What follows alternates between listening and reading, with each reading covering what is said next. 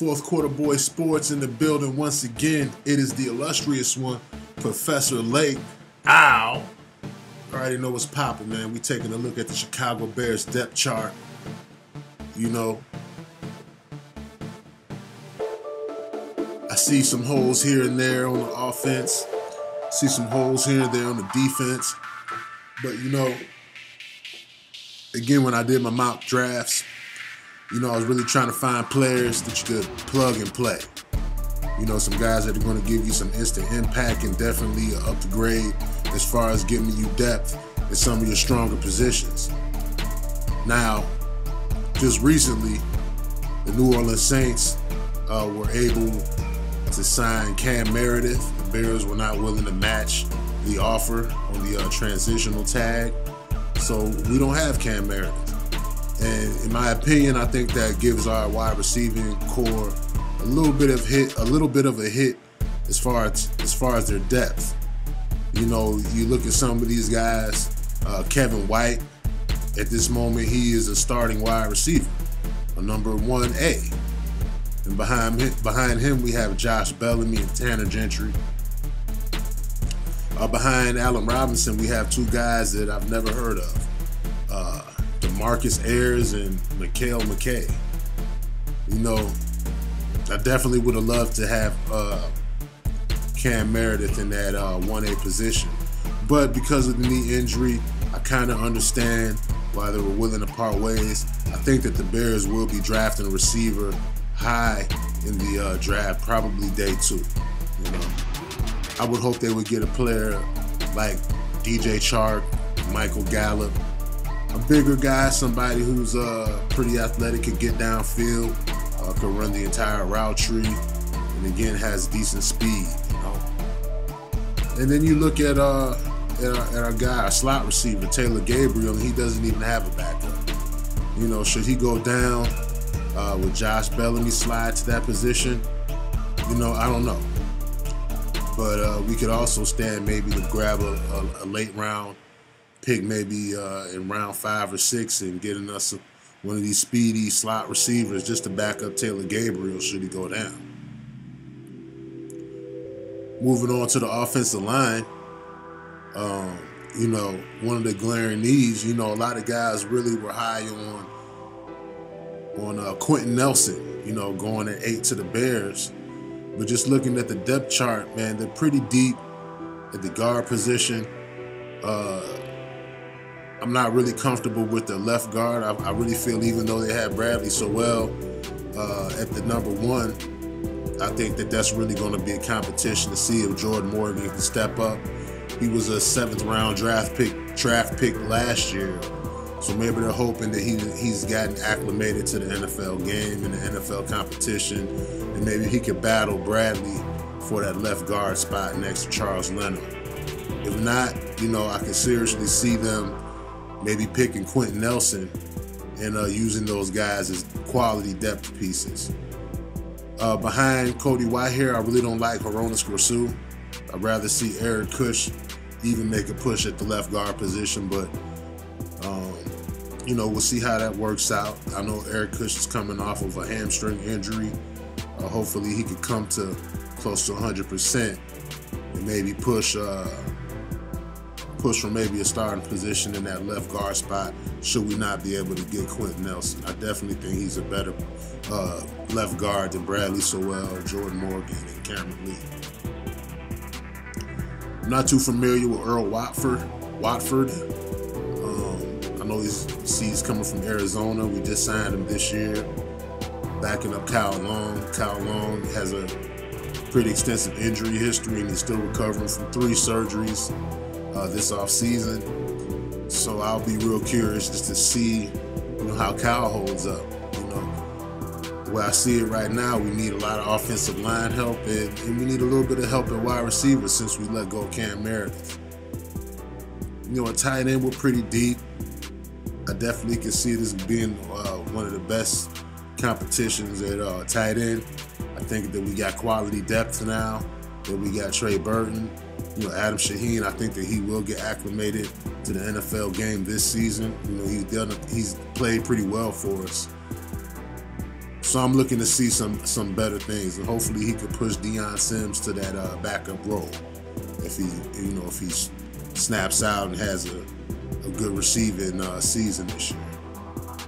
Daniel Brown, serviceable, injury prone, but definitely somebody that you could throw in there should somebody go down. But I like our tight end room.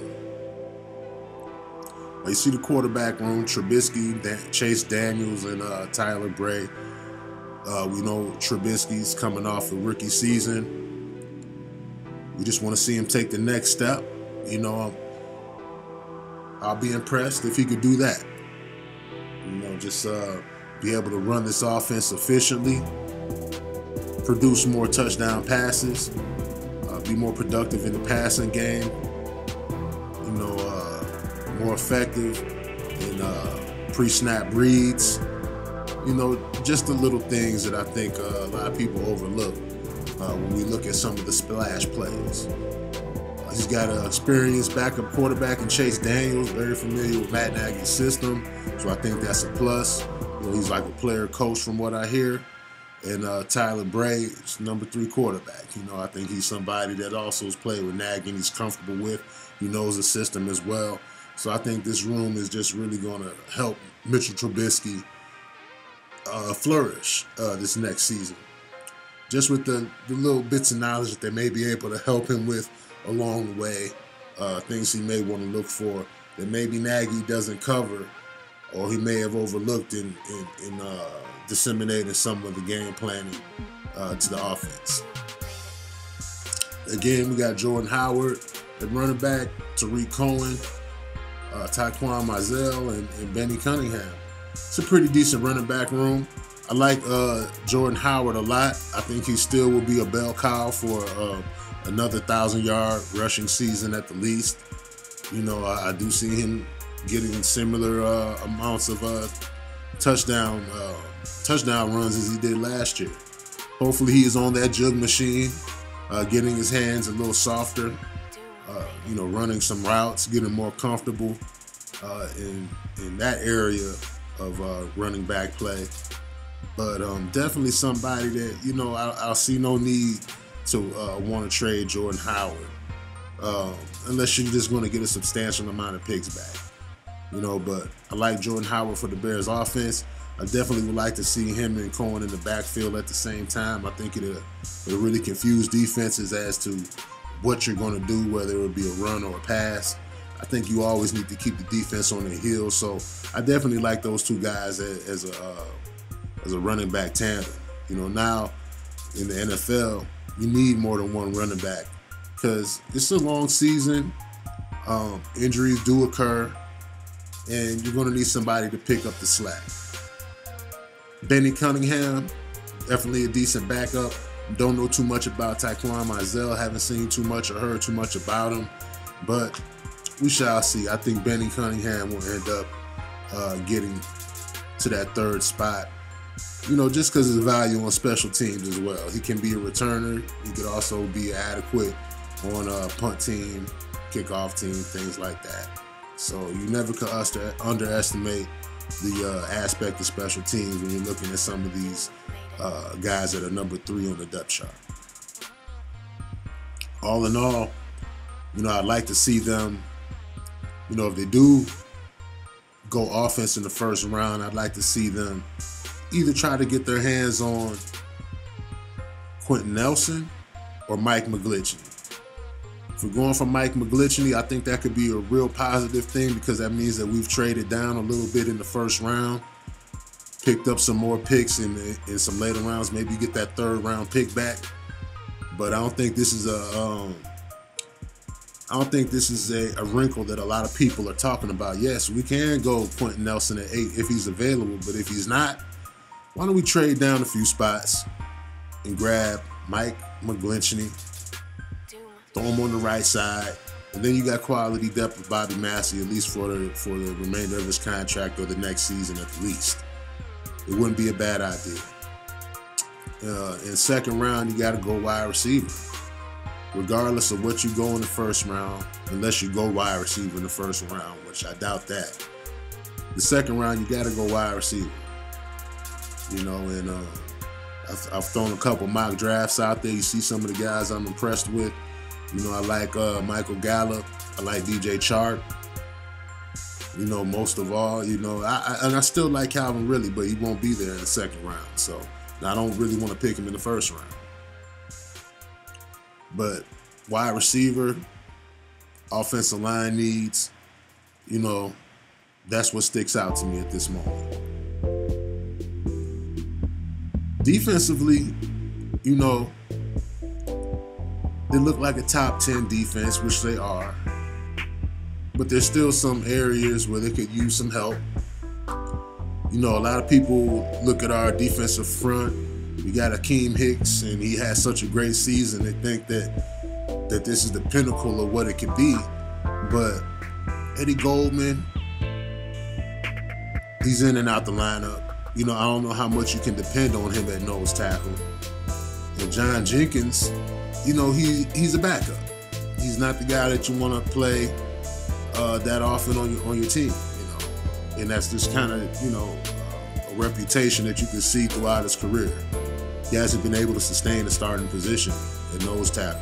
He's a very big guy, and I think conditioning has really held him back from flourishing at being the number one nose tackle. Defensive end position, Jonathan Bullard, Rashad Coward. Jonathan Bullard, first of all, really hasn't been consistent enough for me to hold down a starting defensive end position. He's had some splash plays. He has tied some plays together in the preseason that I was impressed by. So I'll give him that. But during the season, I see a lot of inconsistent plays. He's a big guy as well, so you expect a lot out of him. He's played he comes from a college that plays a lot of good competition, so you really expect more out of Jonathan Bullard. I could see them, if they do go defensive line in the first round, I could see Jonathan Bullard going back to his number 2 position. And this guy, Will Parasek, I could see him being cut from the team. All they need is one guy up front to change the value of their starting lineup when it comes to their nose tackle and their 2 defensive ends. Again, they're thin at linebacker as far as quality. Left outside linebacker, we got Aaron Lynch, a free agent we signed from San Francisco. He seems to have a nice build to him. Again, he's been a rotational player, hasn't held down the starting position in San Francisco. He's been in and out the lineup for injuries and other reasons as well. His backups, Jonathan Anderson or Howard Jones, I really wouldn't want to rely on them game after game if Aaron Lynch goes down. Nick Kwiatkowski definitely could use some competition for that starting middle linebacker position.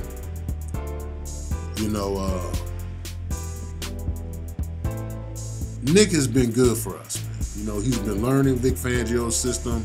Last season was his best season at middle linebacker. Definitely he was a step down from Jarrell Freeman, but Jarrell was on steroids. So, I guess that's an unfair advantage. But Nick Kwiatkowski, he's a young player. He's developing into a nice middle linebacker. Could we go first round and push the competition in that room? Yeah, we could. But again, this is a position where you just need some quality depth at middle linebacker. You're going to need some quality depth behind Aaron Lynch. And you're going to need some quality depth behind Danny Trevathan. KC goes in and out the lineup from time to time. John Timu isn't necessarily the most reliable person when it comes to staying on the field. So I understand when Bear fans say, yeah, let's go get Tremaine Edmonds. I get it, guys. I get it. We're thin, and we could use a big improvement in this area. Leonard Floyd, in and out the lineup. I like Leonard Floyd. I like his toolkit of pass rush moves.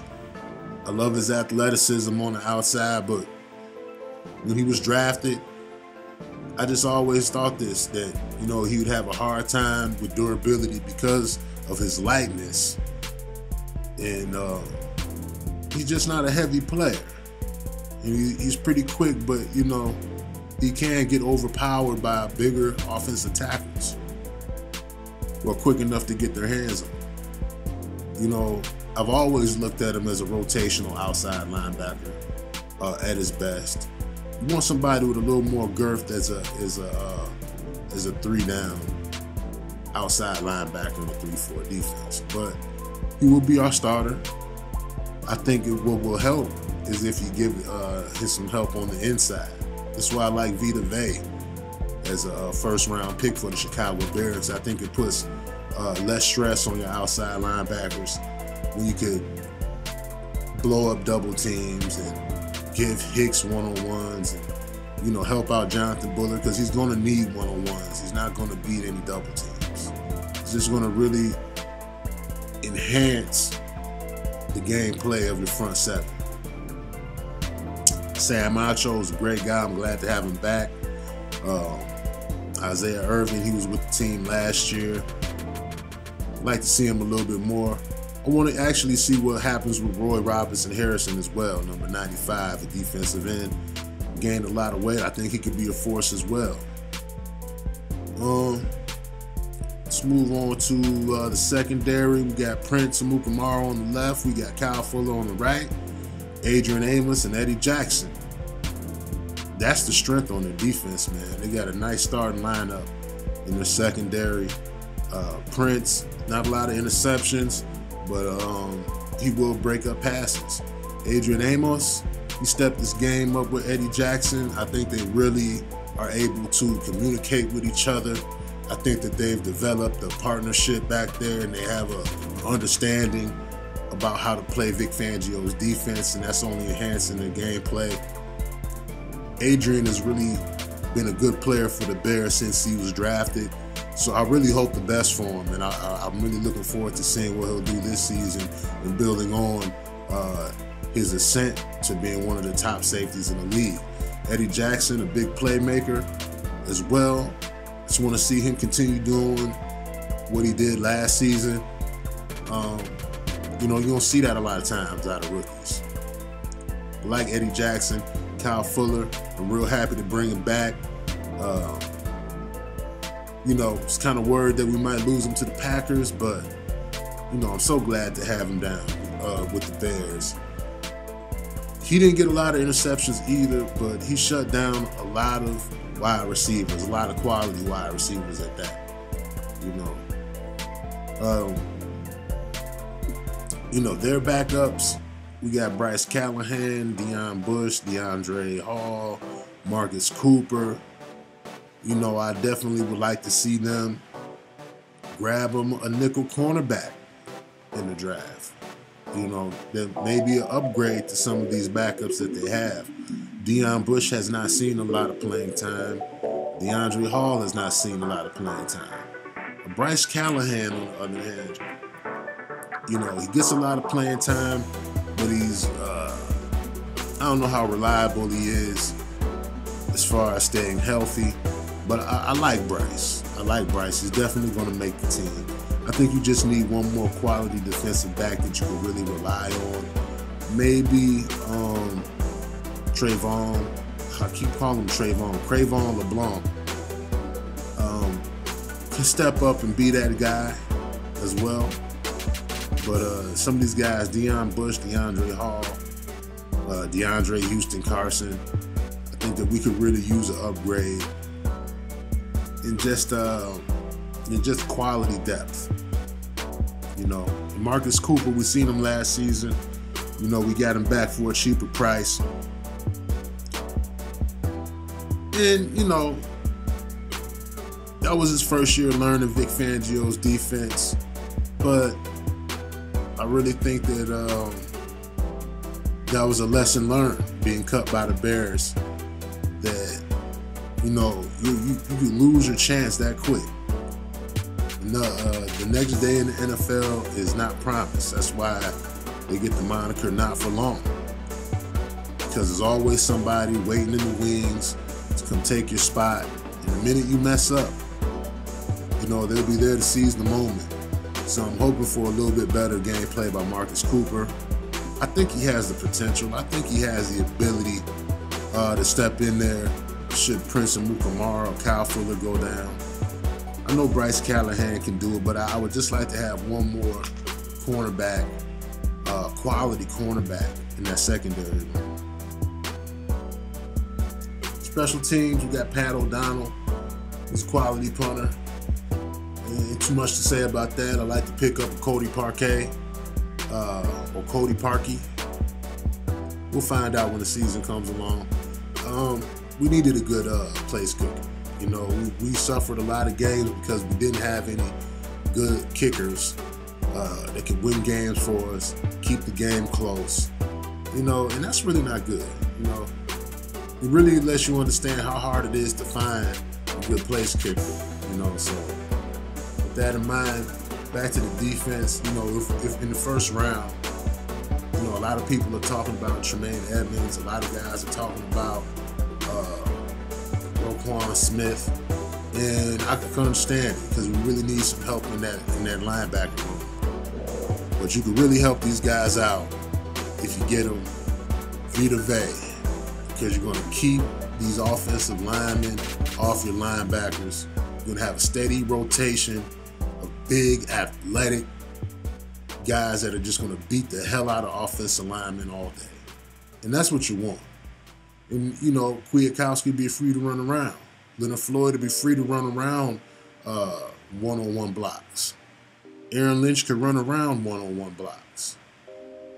You know, so and imagine the pass rush games you could use with an upgrade at your nose tackle defensive end position.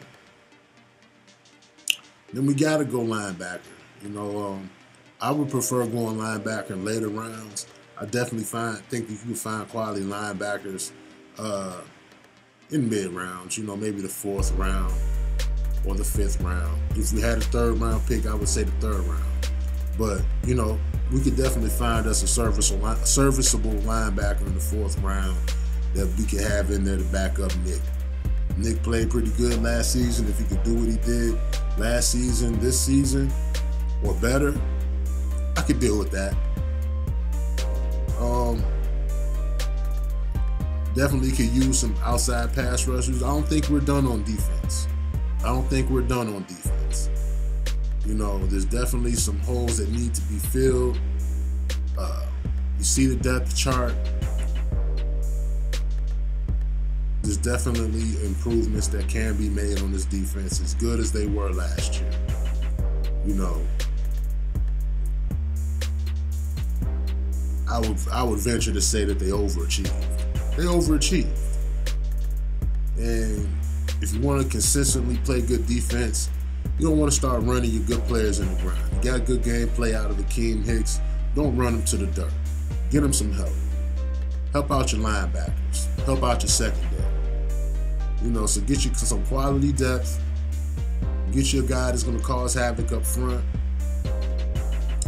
And, you know, you can win a couple more ball games. But with that in mind, you know what it is. 4th Quarter Boyz Sports. I am the illustrious one, Professor Lake. Ow. You know, and like, comment, share, subscribe. Just wanted to talk to y'all a little bit. You know, you take a look at it, man. Give me your thoughts. Give me your opinions. You know, if you know some of these guys, these number 2 players on the depth chart, number 3 players on the depth chart, you got a little bit more information about that on them, go ahead, leave it in the comment section. Again, you know, comment, like, share, subscribe. Love y'all. Hit me up on my Facebook page, 4th Quarter Boyz Sports by Professor Lake. You know, I'm always uploading. I'm always throwing stuff on there as well. So, holla at your boy.